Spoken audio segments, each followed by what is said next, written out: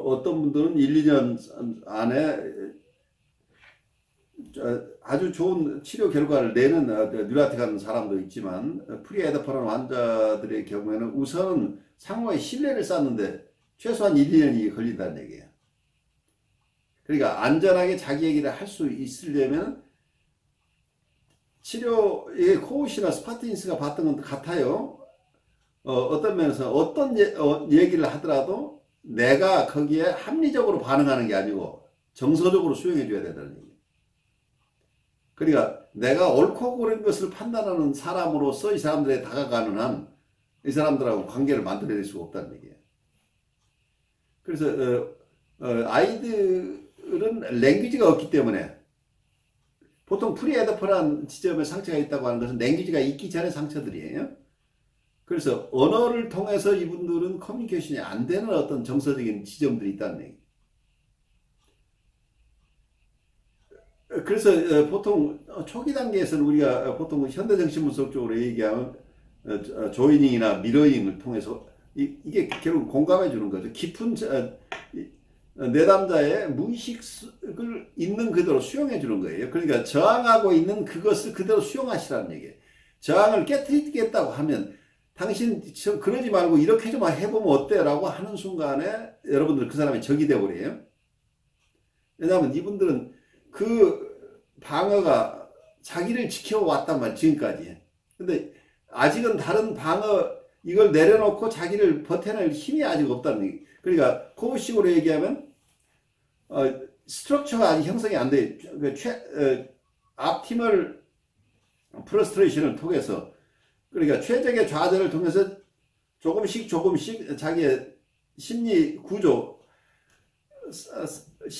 형성이 돼야 되는데 이 자기를 돌볼 심리 구조가 아직 형성이 덜 된 사람이라요.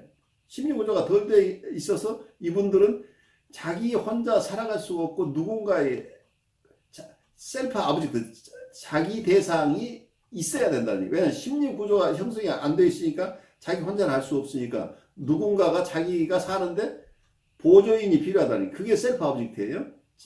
자기 대신 자기의 모든 것을 결정해 주거나 자기를 인도하고 하는 이 역할, 자기가 필요한 것을 다 가져다 주고 채워주고 하는 역할을 해주는 사람이 필요한데 이 셀프 아브젝트가 누군가가 돼줘야 된다는 이게 치료자가 돼줘야 된다는 게 코우시 하는 얘기예요. 그런데 이것을 보통 어떤 치료에서 트레이닝 사람들 제일 어려운 게 2년 3년을 계속 있었는데도 하나도 변화한 게 없고 계속해서 똑같은 자기 주장만 하고 또 어떤 해결책을 달라고 우기고 이런 상태가 지속된다는 거예요. 그래서 거의 불가능할 것처럼 보이는데 어떤 환자들에게는 정말 그러던 환자가 어느 순간에 심볼릭 커뮤니케이션이 가능해지면서 언어를 통해서 그러니까 나르시스틱한 상태에서 조금씩 빠져나오면서 선생님하고 자기 얘기도 하고 선생님 안부도 물어보고 선생님 다친 데는 괜찮아요? 라고 얘기를 하기 시작한 순간이 온다는 거예요. 근데 그 시기는 언제인지 알 수 없다고. 이게 어렵다는 거예요. 근데 실제로 보통 아까 자기애적 성격 장애라고 하는 건 모든 게 어텐션이 자기한테 가 있어요. 그래서 셀프 아브젝트라고 하는 게 뭐냐면 치료자건 자기가 만나는 이웃이건 직장 상사건 누구건 간에 자기하고 관계하는 사람은 자기가 필요한 것을 공급해주는 사람이어야 된다고 느낀다는 거예요. 그리고 그 사람들은 당연히 그걸 해줘야 된다고 생각해요. 그러니까 자기가 필요한 것을 해주지 않고 자기 보고 이래라 저래라 하는 사람이 있으면 못 견디는 거예요. 어떻게 인간이 그럴 수가 있느냐고 나옵니다. 그 경로를 하게 되죠. 근데 보통 사람들은 이해를 할 수가 없죠. 왜 그분이 화를 내야 될지를 내는지를 모르는데 이분의 세계에서는 그게 당연하다는 얘기예요. 왜냐하면 자기 심리 구조가 없기 때문에 자기는 지금까지 그렇게 살아왔어요. 근데 그렇게 해줘야 될 사람이 그렇게 안 하고 나를 비난한다고 느끼니까 이분들은 화가 나는 거죠.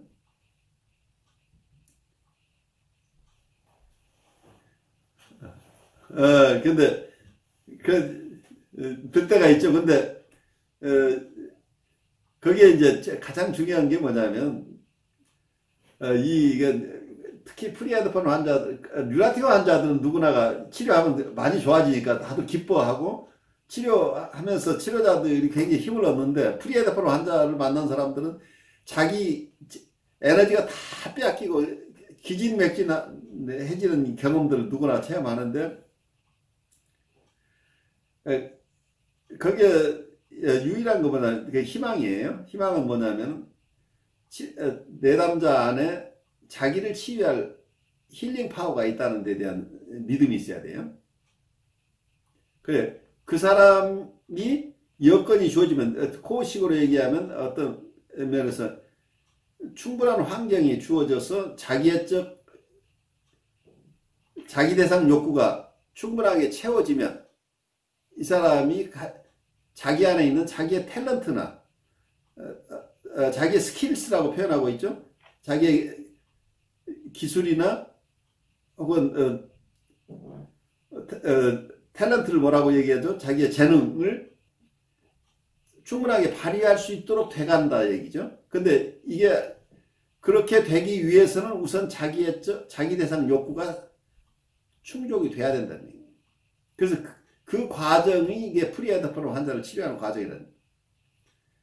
그러니까 그것을 용어를 만족이다 아니다를 떠나서 공감적인 환경 속에서 자라야, 인간은 공감적인 환경이 있어야만 그러니까 트루 셀프나 보통 리얼 셀프라고 하는 자기의 본래의 모습이 성장해 나갈 수 있는데 그 환경이 우선 조성돼야 된다. 그 환경이라고 하는 어린 시절에 자기의 1차적인 자기 대상과의 관계에서 이루어졌어야 될 것이 이루어지지 않았기 때문에 이분들은 평생 과업이라는 얘기, 이게. 그래서 그것이 안 돼서 계속 헤매고 있는 분들인데 보통 일반 사회생활 속에서 이분들은 계속해서 그런 대상을 찾고 있는데 안타까운 게 일반 사회생활 속에서는 아무리 좋은 사람을 만나도 그분들이 이런 자기 대상 전이 속에서 드러나는 엄청난 그 요구들을 감당해낼 수가 없기 때문에 결국 버리게 되어 있다는 얘기예요. 그래서 이분들은 계속 버림받는 관계를 반복하는 거죠. 근데 이게 보통 프로이드 이론식의 반복 충동에 의해서라고 저는 보질 않아요. 그거보다는 이분들이 성격 패턴이 어린 시절에 그 환경 속에서 자기가 살아남는 방식이 여러 가지 행동 패턴이 있는데 그 행동 패턴, 어쩌면 이분들은 디펜던트한 패턴으로 평생을 누군가에 의존하고 살아야 되기 때문에 그 의존성이 워낙 강하기 때문에 그 대상들은 견뎌낼 수가 없기 때문에 이 사람을 버릴 수밖에 없다는 얘기. 그런데 이분의 이 캐릭터의 변화가 오지 않는 한 누구하고도 관계를 할 수 없다는 얘기가 되죠. 그래서 마지막으로 만난 분이 상담사라는 얘기예요. 상담사나 분석가가. 그래서 상담사나 분석가가 이걸 감당해 줄 능력이 있어야만 이분들이 살아난다. 저는 공감이라고 하는 개념하고 만족이라는 개념을 그것도 구별하려고 애를 썼어요. 그러니까 그것도 러빙이다. 사랑이 해주는 것만 가지고 치료되는 게 아니라고 봤어요. 그래서 해석도 해야 되고 다 해야 된다고 봤는데 단순히 공감만 한다고 하는 것 자체가 공감을 충분하게 하게 되면 치료에 도움이 된다는 것까지는 인정을 하는데 공감만 가지고 치료가 되지는 않아요. 근데 이게 그것도 마찬가지로 동의하고 있는데 근데 그걸 이제 학자에 따라서 그리고 임상가에 따라서 이걸 달리 이해하는 분들 각각 자기 나름대로 견해가 다를 수 있겠죠. 근데 공감적인 어프로치가 기본적으로 필요한 것은 이분들이 자기 안에 스스로 자기를 치유해낼 수 있는 능력을 발휘하기 위해서는 기본적인 환경이 돼줘야 된다는 얘기, 우선. 그래서 이분들이 안전하게 어떤 것이든 표현할 수 있는 환경을 만들어주느냐고 관건이에요. 근데 코웃이 왜 사이카틱한 사람이나 보드라인 환자는 정신분석 치료가 안 된다고 봤냐면 코웃은 어그레션을 다루질 않았어요. 공격성이라고 하는 것은. 근데 보통 이런 성격 장애자들은 그래도 어느 정도 이고의 핵이 있기 때문에 아까 우리 오늘 발표자가 얘기하셨던 이고의 핵이 있으니까 어느 정도는 자기를 추스릴 수 있는 힘이 있는데 보드라이나 사이카틱한 사람들은 그런 이고의 핵 자체가 없다고 보이니까 아주 취약한 이고 상태에서는 이분들은 이 공격성 자체를 자기가 컨트롤하기 굉장히 힘들어요. 근데 이 공격성이 대부분 자기 공격하는 데 사용되는데, 그러니까 심한 우울증 환자는 자기 초자아가 자아를 공격하는 형식이고, 조현병 환자들은 자기의 이고 펑션을 이 공격성이 자기 이고 펑션을 박살내는 케이스예요. 그래서 이고 자체가 산산조각이 난 사람들인데, 어떨 때는 치료 세팅에서 환경이 이분들에게 굉장히 이질적으로 자기가 이해받지 못한다고 할 때는 이런 분들은 굉장히 공격적인 이 공격성을 감당할 수 없다는 얘기예요. 그래서 근데 공격성이 잘 표출되지 않아서 자기 학대형으로 가버리면 더 심해, 더 나빠지는 거죠. 그래서 이 공격성을 이분들은 나르시시스트 디펜스라고 하는 게 자객적 방어라는 개념을 현대정신에서 쓰고 있는데, 그 얘기는 무슨 얘기냐면 이 공격성을 외부 대상으로 보내지를 못하고 자기를 공격하는 게 자객적 디펜스라고 그래요.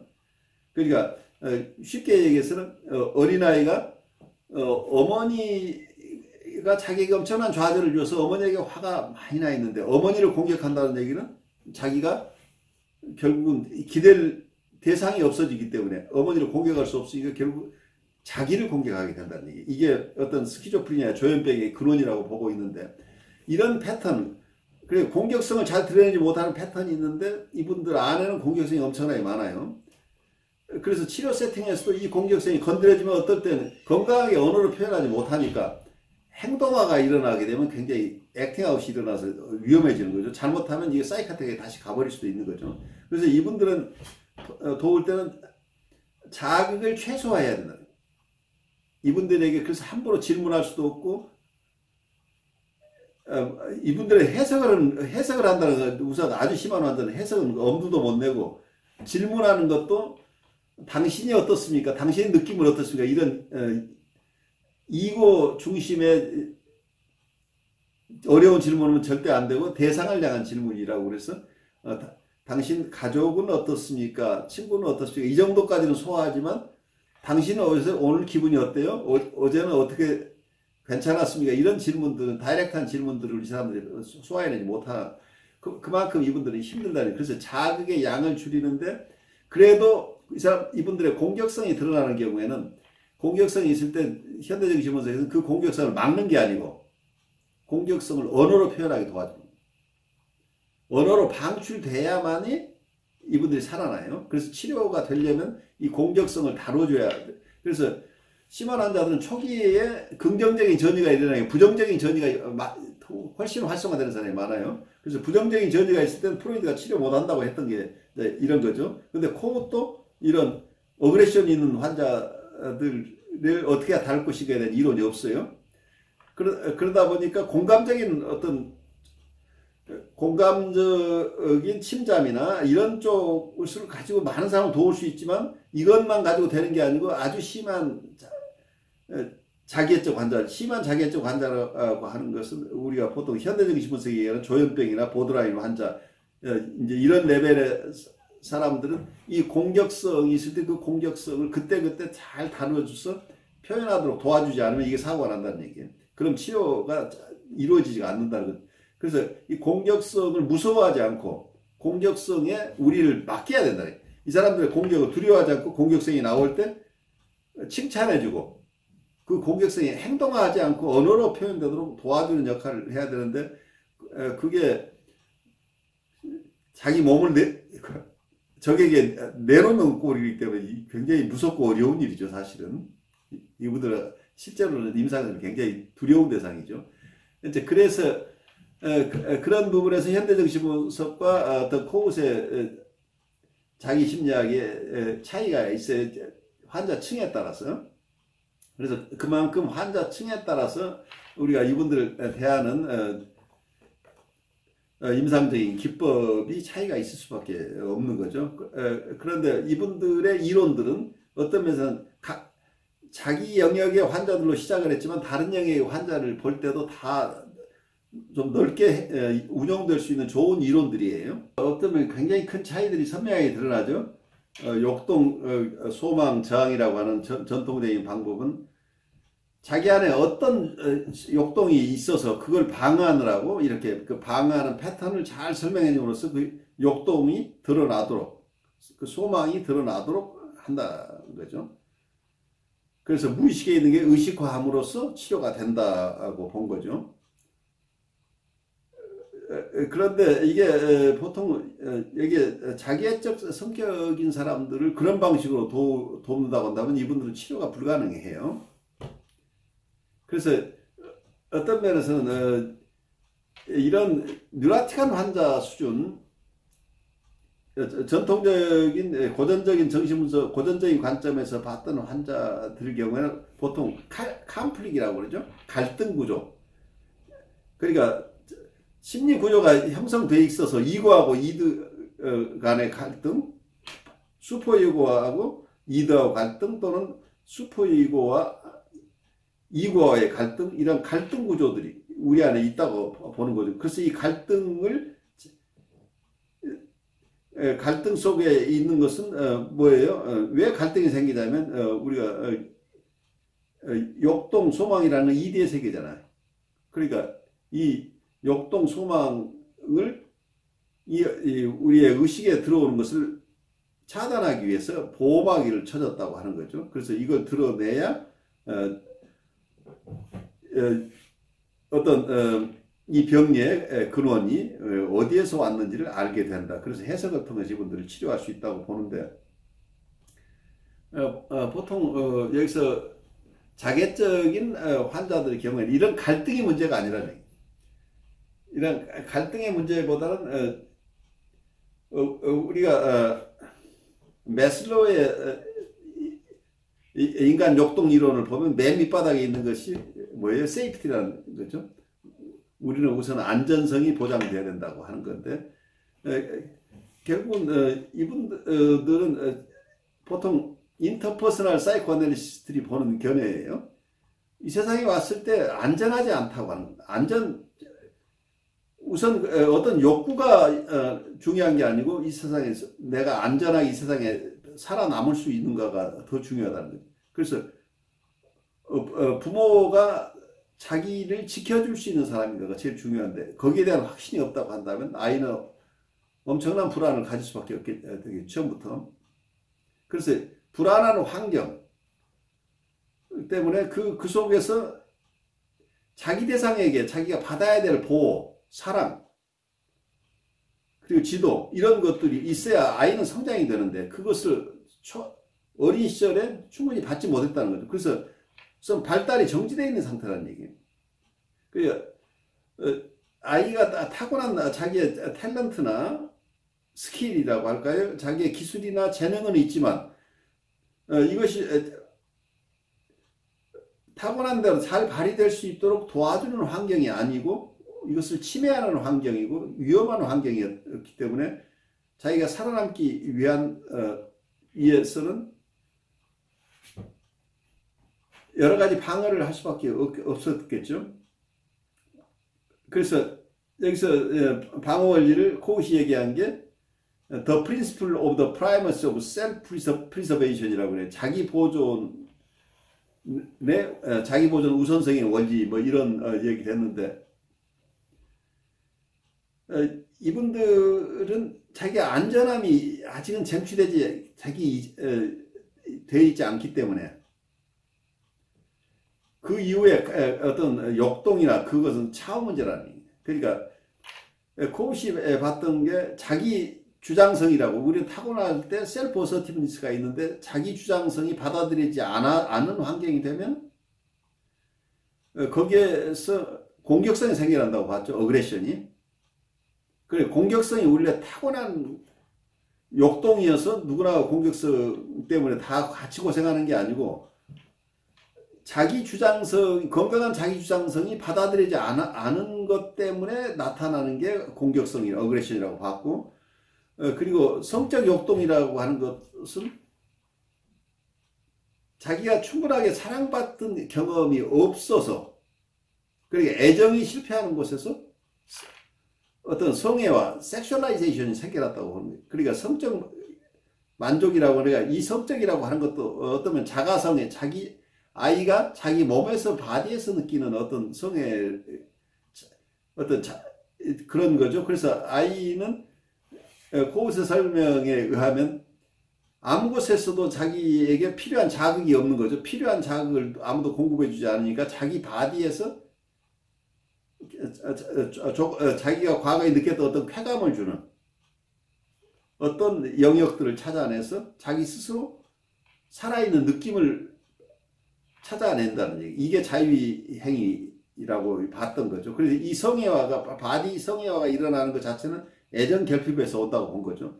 그래서 이 성액이나 성적 욕동이나 공격적인 욕동 때문에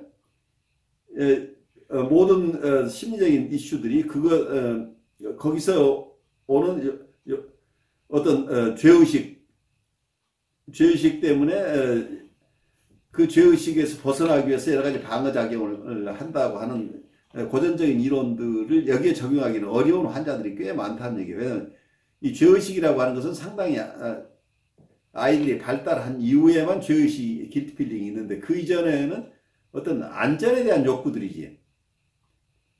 그래서 그 시큐어리티나 세이프티라고 하는 자기가 이 세상에서 살아남기 위해서는 뭐예요? 아이는 부모로부터 자기 대상으로부터 충분한 보호를 받아야 될 필요가 있는데 이것을 얻지 못한 데서 오는 평생 동안 해결하지 못하고 있는 어떤 발달 과정에서의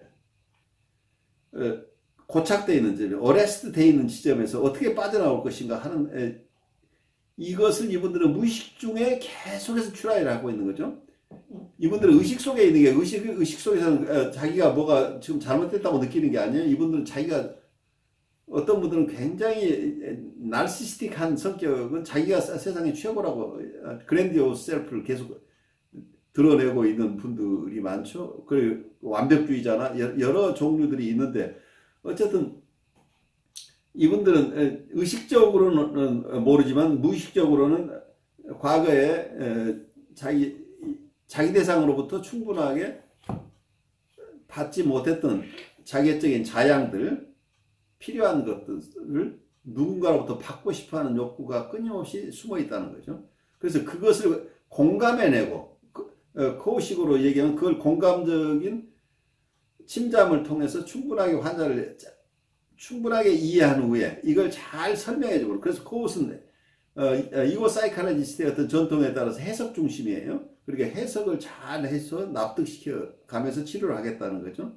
그렇지만 우선 공감이 우선이라고 하는 부분이죠.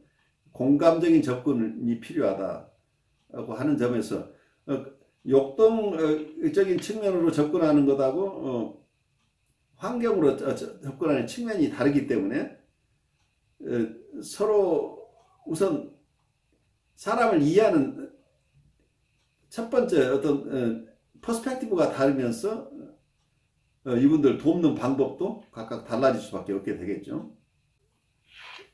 요즘 제4차 산업화 시대에 살아남을 직종이 많지 않다고 하는데 마지막까지 살아남을 직종이 정신분석일 거예요.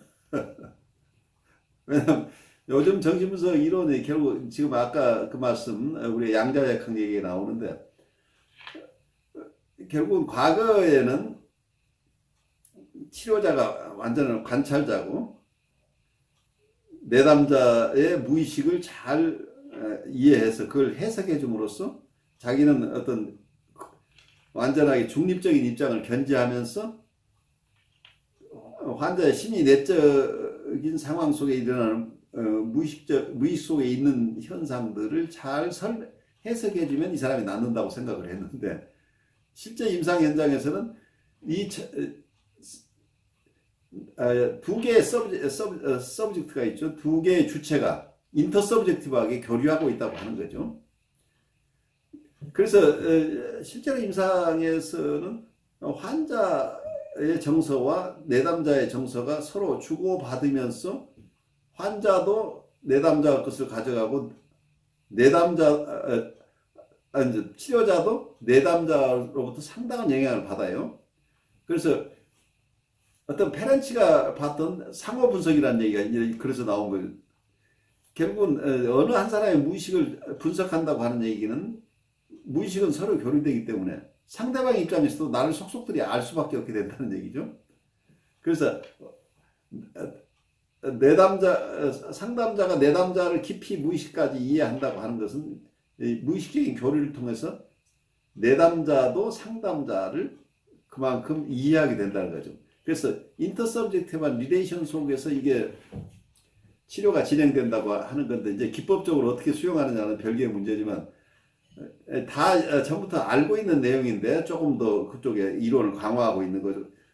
서로 두 사람 간에 굉장한 영향을 주고받는다가 페렌치부터 때부터 다 우리가 그쪽의 이론들을 쭉 발전시켜 왔어요. 그 리레이셔널한 이론들이 대상관계 이론이나 대인관계 이론이나 셀프 사이칼러지나 이런 것들이 현대에 와서 인터서브젝티브 사이코애널리시스나 혹은 릴레이셔널 티어리라고 하는 쪽으로 지금 흘러와 있지만 그 프로이드 라인의 어떤 이런 이론들과 이런 관계 중심, 그러니까 초기에 1인 심리학 중심이죠.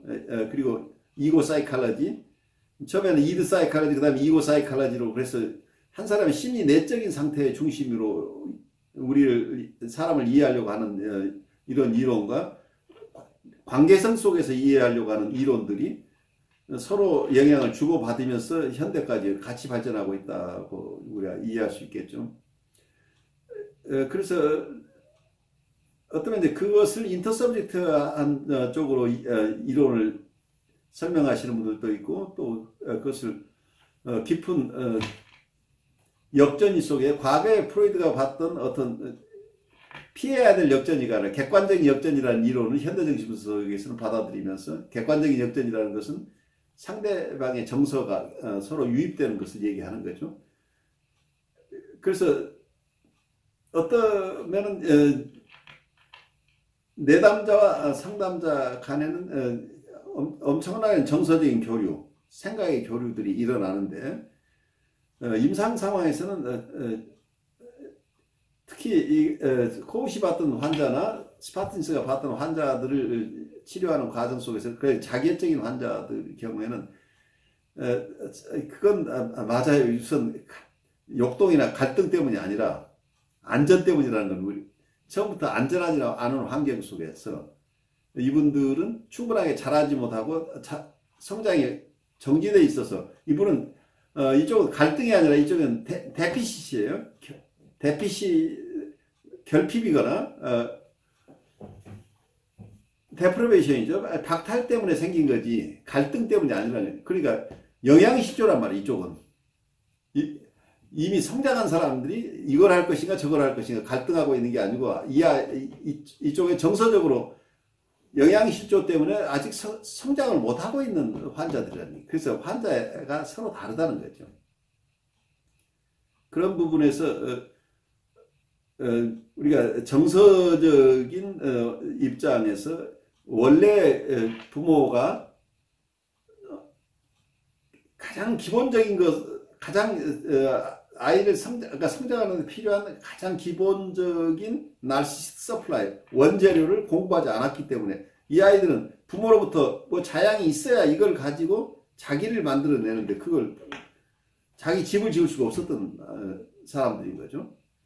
그래서 그 역할을 해야 되기 때문에 자기애적인 자기 대상 욕구가 생겨난다고 하는 건, 그러니까 자기의 과대 자기를 드러내고 이상적인 부모가 되달라고 하는 어린아이 같은 모습이 드러나는 것이, 어린 시절에 자기가 충분하게 반려하지 못한 그 환경으로 다시 돌아가서 이걸 자기 스스로 성장하고 싶은 욕구라는 거예요. 그래서 이 욕구가 드러난다고 하는 것은 치료에서 반가운 거라는 거예요. 근데 이런 환자들에게 이걸 어떤 욕동이나 방어 이론으로 해석으로 들어가 버리면 처음부터 치료가 불가능하다는 얘기죠. 애써 우리가 이해하려고 하지만 계속해서 이 환자들에 대한 얘기는 지속할 거예요. 특히 우리가 다음 학기에 멜라니 클라인 쪽에서 또 좀 정교하게 우리 대상관계라는, 대상관계와 대인관계는 어떤 면에서는 업계에 구별될 게 아니고 밖에 있는 대인 관계가 중심이 돼서 이게 내면화되면 대상 관계가 되는 거죠.